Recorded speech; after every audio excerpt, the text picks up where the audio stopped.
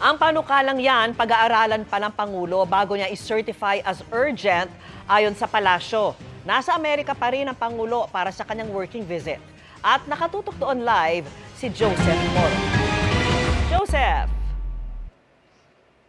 Vicky, kahit nga nandito sa New York sa Amerika, si Pangulong Bongbong Marcos ay nakamonitor ito sa epekto ng nangyayaring gera sa gitnang silangan dyan sa Pilipinas at dun sa hinihiling niya na emergency powers para maibsan kahit papano yung sumisirit na presyo ng mga produktong petrolyo na dagdag pabigat sa mga Pilipino ngayon.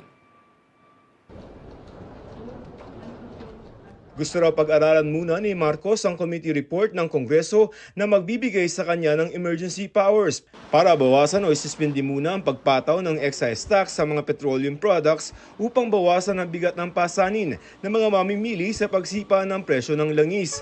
Tinatalakay na mga panukalang batas para dito sa Kamara at Senado.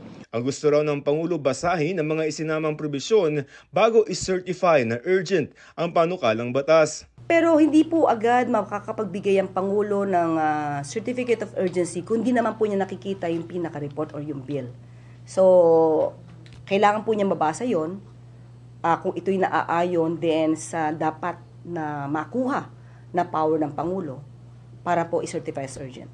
Tiniyak din ng palasyo na nasa prioridad ang pagpapauwi sa mga Pinoy na naipit sa Middle East. Sabi ni Castro sa special cabinet meeting noong March 3 na pag-usapan na raw ito. May 400 na OFW na nga raw ang napauwi sa Pilipinas, may 2 mula sa Dubai naman. Ang dadating mamayang gabi via commercial flight.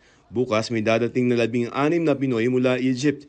May chartered flight daw ang Pilipinas na aalis sa Saudi Arabia sa March 14 at may isa pang nilalatag sa United Arab Emirates. Inalala po ng Pangulo ang maaaring danger kung agad-agad po maililipad ang ating mga kababayan, kung patuloy po ang sa pagbobomba o yung mga attacks no sa pagitan ng mga bansa na kinapalulooban po sa Middle East.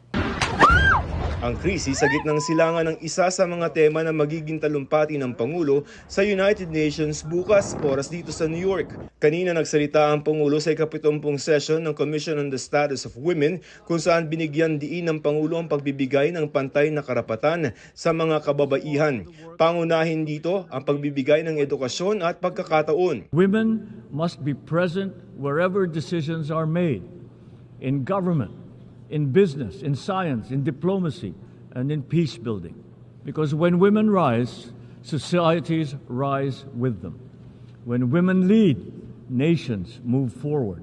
Sa harap ng mga delegado dito sa United Nations, sinabi ni Pangulong Marcos na maraming pananaw tungkol sa mga kababaihan ang naglilimita o humahadlang para magkaroon sila ng mahalagang papel sa lipunan. Ang pahayag na yan ng Pangulo tumitingkad sa harap ng mga hindi magandang komento tungkol sa mga babae nitong mga nakaraang araw sa Pilipinas. But beyond laws and institutions, we must also address the attitudes and assumptions that continue to limit women's roles in many parts of the world. True equality requires not only policy change, but cultural change.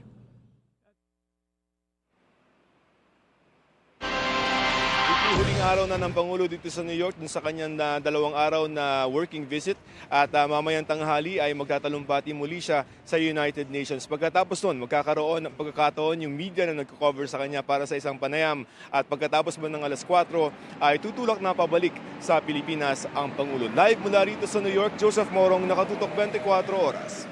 Maraming salamat sa iyo, Joseph Morong.